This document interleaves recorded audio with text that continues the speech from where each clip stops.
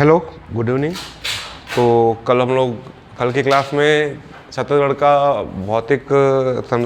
की भौतिक संरचना या छत्तीसगढ़ की प्राकृतिक संरचना के बारे में पढ़े। ठीक है, तो मुझे लगता है कि जो बेसिक्स हैं प्राकृतिक संरचना की वो आप लोगों को समझ में आया होगा, और क्लास हो जाने के बाद खुद से नक्शा बनाने की कोशिश किया कीजिए। मैप ड्राइंग करेंगे तो वो चीज़ें आपको बार बार रिवाइज होंगी और वो दिमाग में बहुत अच्छे से वो चीज़ें बैठ जाती हैं। और छत्तीसगढ़ के भौतिक या प्राकृतिक विभाजन को हम लोग 2 पार्ट में पढ़ेंगे, ये बोला था मैं। तो पहला पार्ट तो कल की क्लास में हुआ था, उसके आगे का पार्ट आज हमको पढ़ना है। तो कल का कुछ चीज़ों को फिर से हम बेसिक देखेंगे कि कल जो भी चीज़ें हम रिपीट किए थे कि भौतिक संरचना क्या होता है, प्राकृतिक संरचना क्या होती है, ये चीज़ें आपको पता होनी चाहिए। हम बोले भारत की भौतिक संरचना से हमने समझाना शुरू किया था, तो भारत की भौतिक संरचना को समझाया तो आपको हिमालय, गंगा, थार का मरुस्थल, प्रायद्वीपीय पठार और तटीय मैदान और द्वीपीय क्षेत्र मैंने बताया। और उसमें मैं ये बताया कि छत्तीसगढ़ किसका पार्ट है। तो आप लोग अब उसका आंसर एकदम परफेक्टली देंगे बिना रटे, आपको रटने की जरूरत नहीं पड़ेगा कि छत्तीसगढ़ किसका पार्ट है। पर आप सभी को पता है कि छत्तीसगढ़ भारत के किस भौतिक प्रदेश का हिस्सा है, तो आप लोग बोलेंगे कि छत्तीसगढ़ प्रायद्वीपीय पठार का हिस्सा है। ठीक है, उसके बाद अपन छत्तीसगढ़ में आए तो छत्तीसगढ़ की भौतिक संरचना को भी आउटलाइन के तौर पे मोटा मोटा एक आउटलाइन बनाया हम लोगों ने। तो छत्तीसगढ़ की भौतिक संरचना को समझने के लिए मैंने आपको एक उदाहरण दिया था, वो उदाहरण आप लोगों के दिमाग में बैठना चाहिए, बैठ गया होगा। आप उस उदाहरण से जब भी छत्तीसगढ़ की भौतिक संरचना को समझने का प्रयास करेंगे तो आप बोलेंगे कि हाँ, आप छत्तीसगढ़ की प्रत्येक जगह की भौतिक स्थिति को, भौतिक संरचना को बता पाएंगे। क्योंकि मैंने बोला कि धान का कटोरे से हम लोगों ने कटोरा को निकाला, धान के कटोरे में से कटोरा को निकाला और बोला कि ये कटोरे जैसी छत्तीसगढ़ की संरचना है, भौतिक संरचना है। तो कटोरे जैसी भौतिक संरचना कैसी होगी, तो हम बोले कि चारों तरफ का क्षेत्र उच्च भूमि या उठा हुआ भाग या पर्वत या पठार होगा, और जो बीच का भाग होगा वो क्या कहते हैं, दबा हुआ समतल भाग होगा, निचला भाग होगा। तो किसको मैदान बोलते हैं, किसको पर्वत बोलते हैं, किसको पठार बोलते हैं, ये भी हम समझ गए थे। तो कल की जो हमारी क्लास थी, उस क्लास में आप लोग देखिएगा कि हम लोग ये वाला नक्शा, ये जो नक्शा है कल की क्लास में हम लोगों ने बनाया था। तो छत्तीसगढ़ को मोटे तौर पे भौतिक संरचना के दृष्टिकोण से 4 भागों में हम लोगों ने बांटा था। कैसे बांटा था, किस आधार पर बांटा था, वो आप लोगों को कल की क्लास में पता चल गया। कल की क्लास का थोड़ा सा रिविजन अपन का देख रहे हैं कि छत्तीसगढ़ को भौतिक संरचना के दृष्टिकोण से, प्राकृतिक संरचना के दृष्टिकोण से 4 भागों में बांटा गया। तो छत्तीसगढ़ का भौतिक विभाजन समझाइए बोलता है कई बार मेंस में, तो आप बोलोगे कि छत्तीसगढ़ को भौतिक संरचना के दृष्टिकोण के आधार पर 4 भागों में बांटा गया। जो पहला भाग है, ये छत्तीसगढ़ का उत्तरी भाग है, उत्तर पश्चिमी भाग बोल सकते हैं, है ना। तो यहाँ पे आपका कोरिया जिला है, सूरजपुर जिला है, बलरामपुर जिला है, सरगुजा जिला है, ये सभी मिला के आपका जो क्षेत्र कहलाता है ये पूर्वी बघेलखंड का पठार। इसके बारे में कुछ डिटेल हम पढ़ लिए थे। ये वाला भाग है जशपुर सामरी पाट प्रदेश, ये वाला भाग है महानदी बेसिन, और ये वाला भाग है दंडकारण्य। तो मोटे तौर पर बेसिकली छत्तीसगढ़ को भौतिक संरचना के दृष्टिकोण से कितने भागों में बांटा गया है, तो आप बोलते हो छत्तीसगढ़ को भौतिक संरचना के दृष्टिकोण से 4 भागों में बांटा गया है। तो हम क्या करेंगे, आज इन 4 भागों का डिटेल स्टडी करेंगे कि पूर्वी बघेलखंड के पठार को हमको पढ़ना है, जशपुर सामरी पाट प्रदेश को पढ़ना है, महानदी बेसिन को पढ़ना है और दंडकारण्य पठार को पढ़ना है। तो हम पूर्वी बघेलखंड के पठार से शुरू करेंगे और सबके बारे में जो महत्वपूर्ण चीज़ें हैं, जो बार बार एग्जाम के पॉइंट ऑफ व्यू से महत्वपूर्ण है, एग्जाम में पूछे गए हैं, या आगे जो भी हम पढ़ाई करेंगे, जो भी ज्योग्राफी के बाकी सब्जेक्ट टॉपिक्स को पढ़ेंगे, उनके लिए जो महत्वपूर्ण है उन चीज़ों को हम यहाँ पे देखेंगे। तो अब अपन क्या करते हैं कि यहाँ पे बाय द वे हमको पूर्वी बघेलखंड के पठार का डिटेल पढ़ना है, तो हम वो मैप बना के केवल पूर्वी बघेलखंड का पठार पढ़ते हैं, फिर जशपुर सामरी पाट प्रदेश पढ़ते हैं, फिर महानदी बेसिन पढ़ते हैं, फिर दंडकारण्य का पठार पढ़ते हैं। तो बेसिकली आप यहाँ पे देखेंगे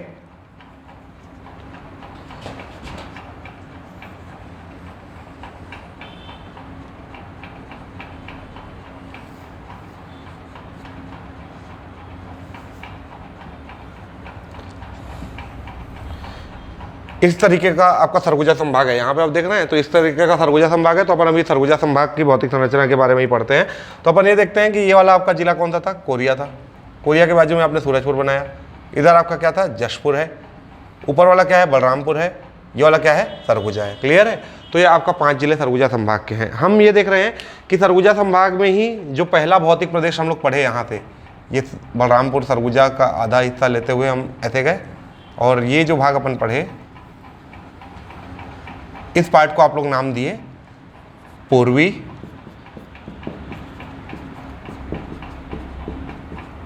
बघेलखंड का पठार। नामकरण को भी ध्यान रखना कि पूर्वी बघेलखंड का पठार क्यों बोले। कल मैं आप लोगों को कल की क्लास में बताया था कि ये इधर जो मध्य प्रदेश है और ये छत्तीसगढ़ का ये वाला हिस्सा और इधर मध्य प्रदेश, ये पूरा का पूरा हिस्सा है बघेलखंड का पठार। क्या है, बघेलखंड का पठार। तो चूंकि ये बघेलखंड के पठार का पूर्वी हिस्सा है, इसलिए अपन इसको क्या नाम दे दिए, पूर्वी बघेलखंड का पठार। तो पूर्वी बघेलखंड के पठार के बारे में जो सबसे बेसिक चीज़ें हम कहें वो थोड़ी बहुत हम पढ़ेंगे। इसका क्षेत्रफल कल मैं आपको बताया था 21,863 वर्ग किलोमीटर। कितना है? 21,863 वर्ग किलोमीटर इसका क्षेत्रफल है, ये पूर्वी बघेलखंड के पठार का। यहाँ तक आपको स्पष्ट हुआ। पूर्वी बघेलखंड के पठार में कुल कितने जिले शामिल है? तो 4 जिले शामिल है। कौन कौन से 4 जिले शामिल है? तो आप लोग बोलोगे कि कोरिया शामिल है। क्या शामिल है? कोरिया शामिल है। सूरजपुर शामिल है। क्या शामिल है? सूरजपुर। उसके अलावा बलरामपुर और सरगुजा। पर बलरामपुर और सरगुजा का पश्चिमी भाग शामिल है, पूरे के पूरे बलरामपुर और सरगुजा शामिल नहीं है, इनका पश्चिमी भाग शामिल है। तो यहाँ पे हमको बेसिक चीज़ें जो देखनी है वो देख रहे हैं कि पूर्वी बघेलखंड का पठार, इसका क्षेत्रफल 21,863 वर्ग किलोमीटर, जिसमें 4 जिले हैं, कोरिया, सूरजपुर, बलरामपुर और सरगुजा। यहाँ पे ध्यान देने लायक बात क्या है, यहाँ पे समझने लायक बात क्या है कि ये बेसिकली पठारी क्षेत्र है। कैसा क्षेत्र है? पठारी क्षेत्र है। लेकिन जब आप पर्वत और पठार की संरचना को समझे होंगे तो आप ऐसा देखे होंगे कि ये पठार है, पठार का ऊपरी भाग है, ये प्लेन होता है, लेकिन पठार के ऊपरी भाग में प्लेन है, पर कहीं कहीं पे ये चोटीनुमा एक संरचना बन जाती है। ये बेसिकली पूरा पठार है, पर पठार के सतह में ही कोई पहाड़ी निकल जाती है। क्या निकल जाती है? पहाड़ी। तो जहाँ पे भी पठार पाया जा रहा है उसके बीच बीच में कुछ पहाड़ियों के मिलने की संभावना हमेशा रहती है। तो आप याद रखिएगा कि ये बेसिकली पठारी क्षेत्र है, पर यहाँ पे ना 3 महत्वपूर्ण पहाड़ियाँ पाई जाती है। क्या पाई जाती हैं? 3 महत्वपूर्ण पहाड़ियाँ पाई जाती है। ये आपका कोरिया है और सूरजपुर, ये दोनों में एक पहाड़ी का विस्तार है जिसको अपन बोलते हैं चांग भखार। चांग भखार नाम आप लोग सुने होंगे। चांग भखार माता का मंदिर है आपका यहीं कोरिया में। तो चांग भखार देवगढ़ की पहाड़ी, क्या नाम देते हैं अपन इसको? चांग भखार देवगढ़ की पहाड़ी। तो आप ये देखिए कि आपका जो पूर्वी बघेलखंड का पठार है उसके अंतर्गत और उपविभाजन किया गया। मोटे तौर पे पूर्वी बघेलखंड का पठार कह दिया गया। अब पूर्वी बघेलखंड के पठार का जब सूक्ष्म अध्ययन करेंगे तो इसको भी हम कई भागों में बांटे। तो बोले कि पूर्वी बघेलखंड के पठार में एक वाला हिस्सा तो चांग बखार देवगढ़ की पहाड़ी पड़ती है, फिर ये सरगुजा और सूरजपुर वाला जो हिस्सा है यहाँ पे भी एक पहाड़ी पड़ती है। रामायणकालीन स्थल माना जाता है इसको, रामगढ़ की पहाड़ी। कौन सी पहाड़ी है? रामगढ़ की पहाड़ी। क्लियर है? तो आपको याद रखना है कि जो पूर्वी बघेलखंड का पठार है उसको हम और कई भागों में बांटेंगे तो 3 पहाड़ियां मिलती है इस क्षेत्र में। 3 महत्वपूर्ण पहाड़ियां मिलती हैं। कौन कौन सी 3 महत्वपूर्ण पहाड़ियां मिलती है? चांग बखार देवगढ़ की पहाड़ी, रामगढ़ की पहाड़ी और ये आपका सरगुजा, सूरजपुर और ये थोड़ा सा कोरबा वाला क्षेत्र। यहाँ पे एक पहाड़ी मिलती है, इसका नाम है छुरी उदयपुर की पहाड़ी। क्या नाम है? छुरी उदयपुर की पहाड़ी। क्लियर है? तो आपको याद रखना है कि आपको पूर्वी बघेलखंड के पठार के अंतर्गत ही चांग बखार की पहाड़ी, रामगढ़ की पहाड़ी, छुरी उदयपुर की पहाड़ी। अभी आपका पिछले 1-2 साल में एक प्रश्न पूछा था ये सूरजपुर से। ये सूरजपुर में यहाँ पे एक पहाड़ी पड़ती है, सीता लेखनी की पहाड़ी। कौन सी पहाड़ी पड़ती है? सीता लेखनी की पहाड़ी। अब सीता लेखनी की पहाड़ी पहले हम पढ़ाते भी नहीं थे, पहले किसी बुक में भी नहीं था और पहले ये बहुत महत्वपूर्ण समझा भी नहीं जाता था। लेकिन जब कोई फैक्ट एक बार एग्जाम में पूछ दिया तो उसको ऐसा माना जाता है कि वो महत्वपूर्ण अब हो गया तो अब पढ़ाना चाहिए। तो यहाँ पे सीता लेखनी की पहाड़ी सूरजपुर जिले में है। प्रश्न आया था, ज़्यादातर लोगों से वो प्रश्न नहीं बना था उस समय। तो हर बार पीएससी 1-2 प्रश्न ऐसे पूछता है कि जो सामान्य अध्ययन के अंतर्गत अपन पढ़ते नहीं है, लेकिन फिर जब 1-2 बार कोई क्वेश्चन आ गया तो उसको हमको आगे से तैयारी अपनी रखनी चाहिए। तो सीता लेखनी की भी पहाड़ी है और एक पहाड़ी यहाँ कोरिया में और पड़ती है, कैमूर पहाड़ी। कौन सी पहाड़ी पड़ती है? कैमूर पहाड़ी। तो ऐसे 5 पहाड़ियाँ हो गई। कितनी पहाड़ियाँ हो गई? 5 पहाड़ियाँ हो गई यहाँ पे आप लोगों को स्पष्ट हुआ। तो ये हो गया आप लोगों का जो पूर्वी बघेलखंड का पठार है उसके अंतर्गत 5 पहाड़ियां हमको मिलती हैं। इसके अलावा क्या होता है, जहाँ पे भी नदी बहती है, नदी के आसपास चारों तरफ का क्षेत्र कहलाता है बेसिन। क्या कहलाता है? बेसिन। नदी और उसकी सहायक नदियां मिलकर जो क्षेत्र निर्मित करती हैं उनको हम बेसिन कहते हैं। तो यहाँ पे भी जो महत्वपूर्ण नदी बहती है वो अपना बेसिन निर्मित करती हैं। तो पूर्वी बघेलखंड के पठार के अंतर्गत कुछ महत्वपूर्ण नदियों का बेसिन भी मिलता है। यहाँ पे एक नदी बहती है रिहंद। या बाद अंत में हम बेसिक समझेंगे ज़्यादा अच्छे से, पर यहाँ पे आपको याद रखना है कि यहाँ पे रिहंद नदी बहती है, तो इसलिए इस क्षेत्र में एक बेसिन पड़ता है, रिहंद बेसिन। ठीक है? यहीं पे आपको याद रखना है कि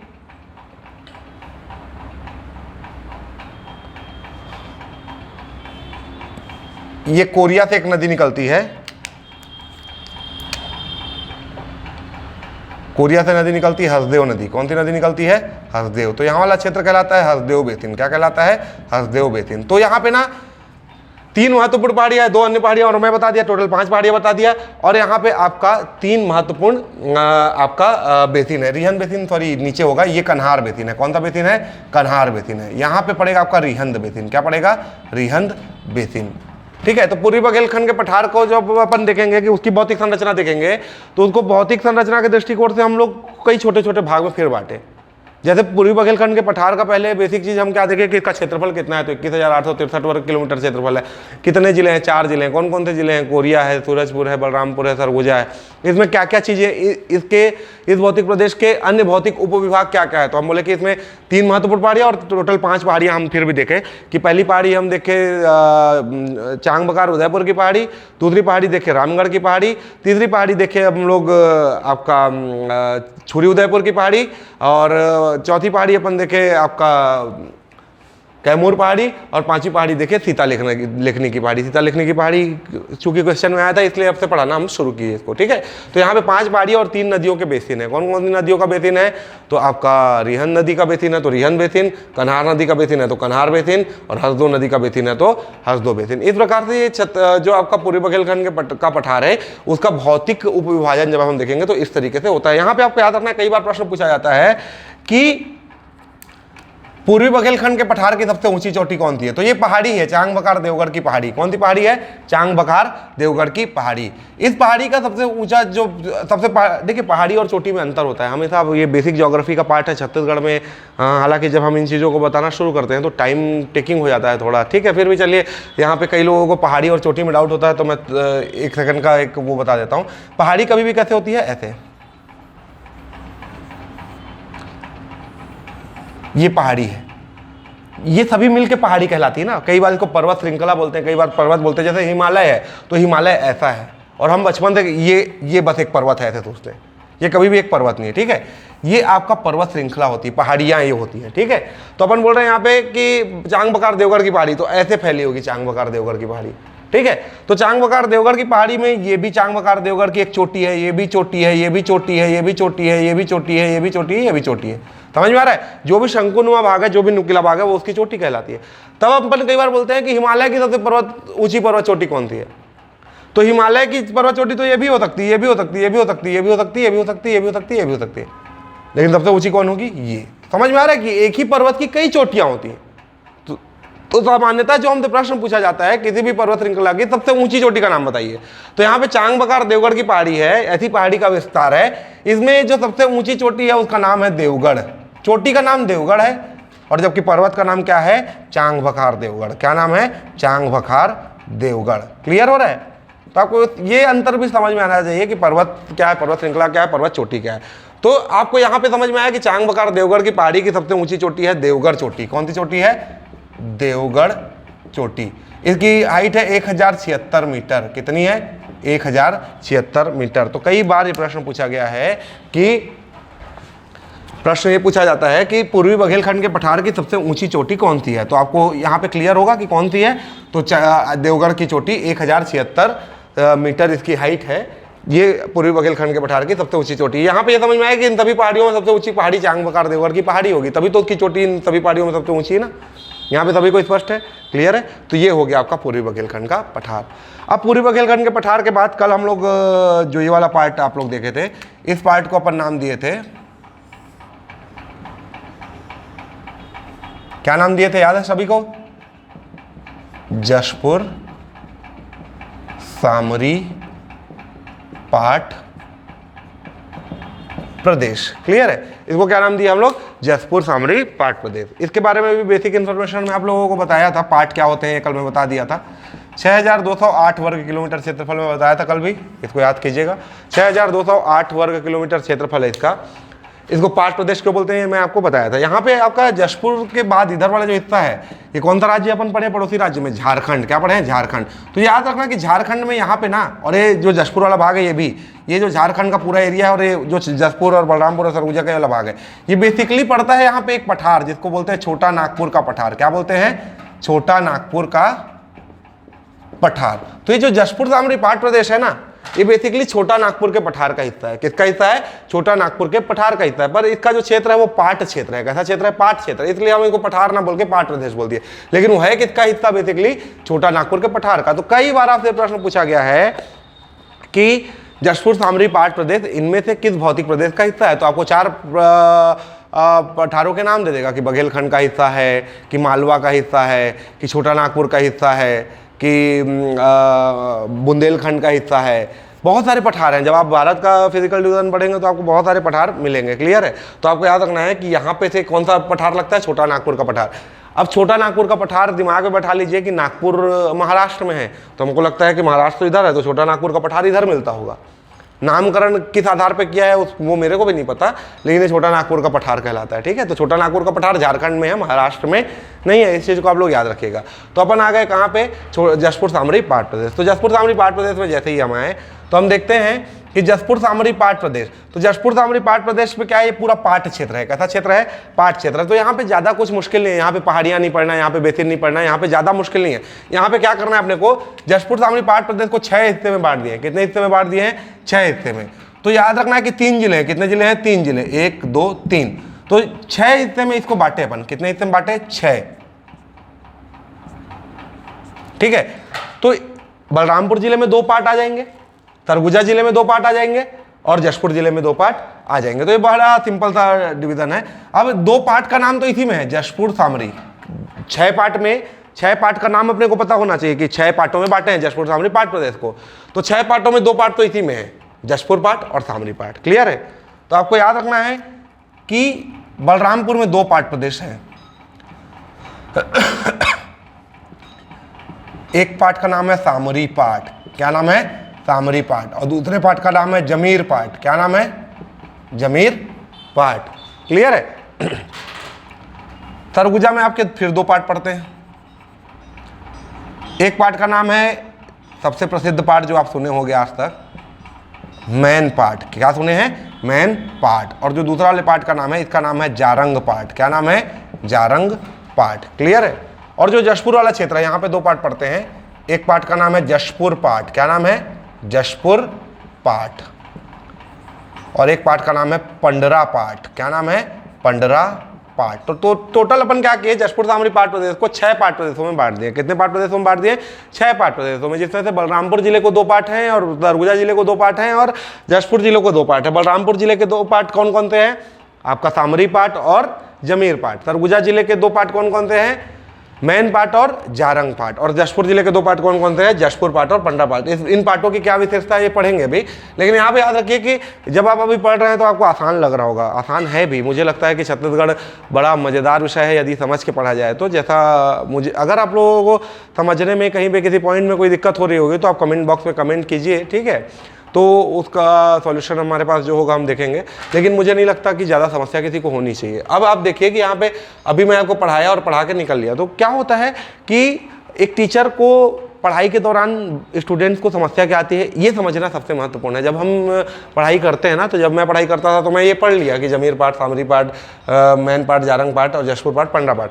यहाँ पे कभी भी सामरी पाट में कंफ्यूजन नहीं होता। सामरी बलरामपुर का हिस्सा है, सभी को पता होता है। मैन पाट सरगुजा का हिस्सा है, सभी को पता होता है। जशपुर तो नाम ही है, तो जशपुर पाट जशपुर का है, ये सभी को पता है। पंडरा पाट भी कंफ्यूजिंग नहीं है। ये जमीर और जारंग, ये दोनों नाम आपस में मिलते जुलते टाइप के हैं, इसलिए इनमें कंफ्यूजन बड़ा होता है कि जमीर पाट और जारंग पाट। अभी आप याद कर लिए कि जमीर जशपुर में, बलरामपुर में और जारंग सरगुजा में, तो आपको याद है। एक हफ्ते बाद आपसे कोई पूछेगा जमीर पाट कहाँ है, तो आप कंफ्यूज हो जाओगे, यार यार सरगुजा था कि बलरामपुर था। ये होता है, नेचुरली होता है। तो इसको याद करने के लिए आप क्या याद रखिए कि सरगुजा में बोलिए मैं जा रहा, सरगुजा में क्या बोलिए, मैं जा रहा। बस एक चीज याद रखिए, सरगुजा मैं जा रहा मतलब मैन पार्ट और जा रहा है मतलब जारंग पार्ट। सामरी पार्ट के बारे में जो इसकी सबसे बड़ी विशेषता है पता है, सामरी पार्ट को याद रखना, ये सबसे ऊंचा है सभी पार्ट प्रदेशों में। सबसे ऊंचा पार्ट प्रदेश कौन सा है, सामरी पार्ट। और आपको याद रखना है पूर्वी बघेलखंड का पठार, महानदी बेसिन, दंडकारण्य का पठार और जशपुर सामरी पाट प्रदेश, इन चारों में सबसे ऊंचा कौन सा है, जशपुर सामरी पाट प्रदेश। 4 भौतिक प्रदेशों में सबसे ऊंचा भौतिक प्रदेश कौन सा है, जशपुर सामरी पाट प्रदेश। और जशपुर सामरी पाट प्रदेश में सबसे ऊंचा पाट प्रदेश कौन सा है, सामरी पाट। तो सामरी पाट की जो सबसे ऊंची चोटी होगी वो पूरे छत्तीसगढ़ की सबसे ऊंची चोटी भी होगी। तो सामरी पाट की सबसे ऊंची चोटी है गौरलाटा। कौन सी चोटी है, गौरलाटा। और गौरलाटा की हाइट है 1225 मीटर। कितनी है, 1225 मीटर। तो राज्य की सर्वाधिक ऊंची चोटी, राज्य की सर्वाधिक ऊंची चोटी कौन सी है, ये प्रश्न बहुत मोस्ट कॉमन क्वेश्चन है। जीके का तो मोस्ट कॉमन क्वेश्चन होना भी चाहिए, किसी राज्य या देश की सबसे ऊंची चोटी कौन सी है। तो छत्तीसगढ़ की सर्वाधिक ऊंची चोटी कौन सी है, तो गौरलाटा है। उसकी ऊंचाई कितनी है, तो 1225 मीटर है, ठीक है। और कौन से जिले में स्थित है, तो बलरामपुर जिले में स्थित है। कौन से पाट में स्थित है, तो सामरी पाट में स्थित है। कौन से भौतिक प्रदेश में स्थित है, तो जशपुर सामरी पाट प्रदेश में स्थित है।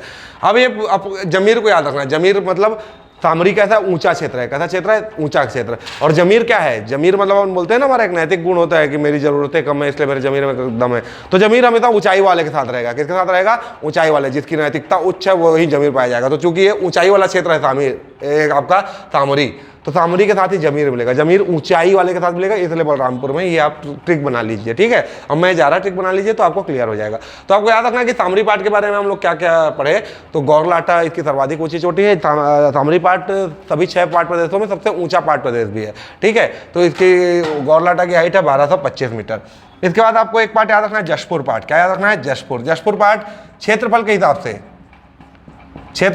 से सबसे बड़ा पाट प्रदेश है। 6 पाट में क्षेत्रफल के हिसाब से सबसे बड़ा पाट प्रदेश कौन सा पूछा जाएगा, तो आपको याद रखना है कि जशपुर पाट है। कौन सा पाट प्रदेश है, जशपुर पाट। क्लियर हुआ।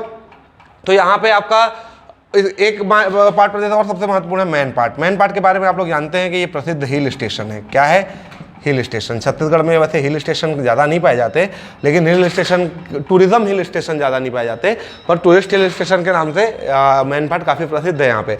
इसीलिए चूंकि मैनपाट ठंडा स्थल होता है, छत्तीसगढ़ का सबसे ठंडा स्थल है। कैसा स्थल है, सबसे ठंडा स्थल है।